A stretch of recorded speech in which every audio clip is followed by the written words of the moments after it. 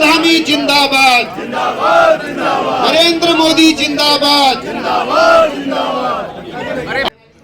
धामी जिंदाबाद के नारे भले ही लग रहे हों, लेकिन मुख्यमंत्री धामी इन दिनों वास्तव में क्या बैकफुट पर आ गए हैं? क्या धामी के लिए वो सब कुछ इतना आसान नहीं जितना वो सोच रहे हैं? क्या धामी ने जो एक नाम बदलने वाली चाल चली, उसी चाल में वो फंस गए? क्या धामी के लिए अब चुनौतियां बढ़ने वाली हैं? मुख्यमंत्री पुष्कर सिंह धामी आधी अधूरी कैबिनेट के साथ काम कर रहे हैं। नवरात्र बीत गए, पहले चर्चा ये थी कि नवरात्र में कैबिनेट का विस्तार होगा। कैबिनेट का विस्तार तो नहीं हुआ, लेकिन सवालों की बौछार जरूर होने लगी है। अब धामी ने मियांवाला का नाम बदला तो उसे लेकर भी उन्हें बैकफुट पर जाना पड़ा।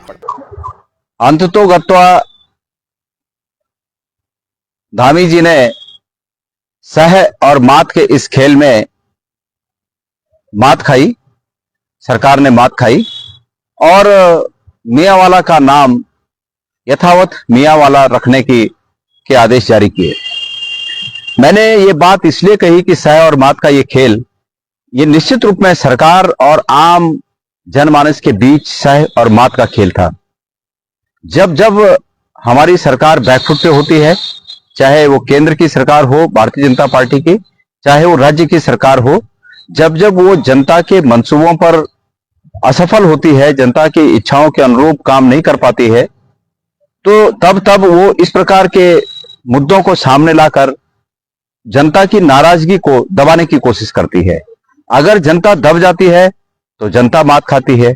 पर इस समय उल्टा हुआ है। जब धामी सरकार बैकफुट पे थी, धामी सरकार विधानसभा में प्रेमचंद अग्रवाल के प्रकरण पर बैकफुट पर थी, रितु खनूड़ी जी के बिहेव के आधार पर बैकफुट पर थी, और महेंद्र भट्ट जी के धमकी के आधार पर जब बैकफुट पर थी, तमाम भ्रष्टाचार, LUCC सहकारिता में तमाम भ्रष्टाचार, तमाम मंत्रियों के आय से अधिक संपत्ति का भ्रष्टाचार, इन तमाम भ्रष्टाचारों में जब राज्य की सरकार बैकफुट पर थी, तो ऐसे समय में धामी जी ने एक चाल चली और आम जनमानस को मात देने के लिए ये सह और मात का खेल शुरू हुआ। और आम जनता को मात देने के लिए उन्होंने ये नाम बदलने का शुरू किया कि भाई चलो हम नाम बदलते हैं, ताकि आम जो जनता के बीच जो बातें हैं, जो मुद्दे हैं, उन मुद्दों से ध्यान हटाया जा सके। लेकिन इस समय सह और मात के इस खेल में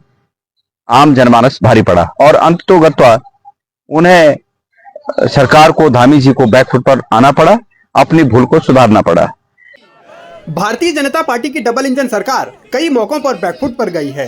भले ही वो स्वीकार न करते हों, लेकिन जनता के सामने इस लोकतंत्र में किसी की चलती नहीं, हालांकि दावे बहुत होते हैं। देखिए, हमारा संकल्प है समेकित रूप से विकास करना, और विकास के मामले में हमने उत्तराखंड के एक छोर से लेकर दूसरे छोर, एक कोने से लेकर दूसरे कोने तक, और नीति से लेकर माणा तक, गुंजी तक, नीलाम जदौंग से लेकर हमारा चक्राता के अंतिम गांव जो हमारे बॉर्डर पर हैं, उन सभी गांवों के विकास का संकल्प लिया है। इसमें कहीं कोई भेदभाव नहीं है। हमारा प्रयास है पूरे राज्य में समेकित रूप से विकास हो। चार धाम यात्रा को लेकर किस तरह धामी सपने भी दिखाते हैं, धामी संकल्प की बात भी करते हैं, लेकिन सच्चाई क्या है ये उत्तराखंड देख रहा है, समझ रहा है। इसीलिए धामी के सामने अब तरह तरह की दिक्कतें आ रही हैं, अलग अलग पहलू उजागर हो रहे हैं, और सवाल ये भी है कि आगे क्या होने वाला है। मैंने सुना है कि हमारे माननीय मुख्यमंत्री जी लखनऊ यूनिवर्सिटी से पढ़े हैं,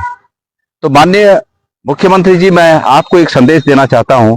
अगर आप लखनऊ यूनिवर्सिटी से पढ़े हैं तो ये महत्वपूर्ण पंक्तियां भी आपने सुनी होंगी, एक कहानी आपने सुनी होंगी कि अमर मरनते हम देखा, हल जोतत धनपाल, पतिया बीनत लक्ष्मी देखी, हम ही भले ढंटपाल। आप आसे समझ रहे होंगे। कहानी यह है कि एक व्यक्ति जिसका नाम ढंटपाल होता है, उसे अपने नाम पर चिढ़ हो जाती है कि मेरा नाम ठीक नहीं है, और वो निर्णय करता है कि मुझे अपना नाम बदलना है, और वो जाता है अच्छा नाम ढूंढने। जब घर से निकलता है अच्छा नाम ढूंढने के लिए, तो सबसे पहले एक अर्थी पर एक शव को ले जाते हुए देखता है, पूछता है कि भाई इस व्यक्ति का नाम क्या था। पता चलता है उसका नाम अमर था। वो कहता है कि नाम अमर, और ये तो मर गए। फिर थोड़ा आगे बढ़ता है तो एक व्यक्ति हल चलाते रहता है, पूछता है भाई इनका नाम क्या है, आपका नाम क्या है? बोलता है मेरा नाम धनपाल। और फिर और आगे बढ़ते हैं तो एक महिला घास काटती हुई मिलती है और पूछता है आपका नाम क्या है, तो वो कहती हैं कि लक्ष्मी। तो फिर ये कहावत बनी कि अमर मरनते हम देखा, हल जोतत धनपाल, पतिया बीनत लक्ष्मी देखी, हम ही भले ढंटपाल। तो मुख्यमंत्री जी, अगर जैसे कि सभी लोग जानते हैं, मैंने भी सुना है कि आप लखनऊ विश्वविद्यालय में पढ़े, तो कृपया हमें उत्तराखंड को वो चीजें दीजिए जिन चीजों से हमारा सरोकार है। हमें वो चीजें दीजिए, आज तमाम समस्याएं मुंह बाए खड़ी हैं। अच्छा होता आप इस नामकरण के बजाय अंकिता भंडारी के हत्यारों को सजा दिला पाते, उस वीआईपी का नाम उजागर कर पाते, आप हीरो बन जाते। अच्छा होता कि विभिन्न मौकों पर आप अपनी पार्टी लाइन से अलग हटकर भी उत्तराखंडियत के प्रति अपने प्रेम को प्रदर्शित करते, तो ये बहुत अच्छा होता। अच्छा होता कि आप विधानसभा से प्रस्ताव पारित करके ये प्रस्ताव भेजते कि ये जो अग्निवीर योजना है इससे हमारे प्रदेश का अहित है, इसलिए इस अग्निवीर योजना को समाप्त किया जाए। अच्छा होता कि आप रोजगार के अधिकार के तहत एक ऐसी योजना बनाते कि प्रत्येक व्यक्ति जो 25 साल से ऊपर के हो गए हैं और बेरोजगार हैं, रोजगार ढूंढ रहे हैं, सरकार उनके रोजगार की गारंटी लेगी। अच्छा होता, बजाय इन सब बातों के कि आप उलझुल, पर आपकी भी गलती नहीं, आपके जो आका हैं उनका यही चरित्र रहा है, तो आपने भी वही सीखना है।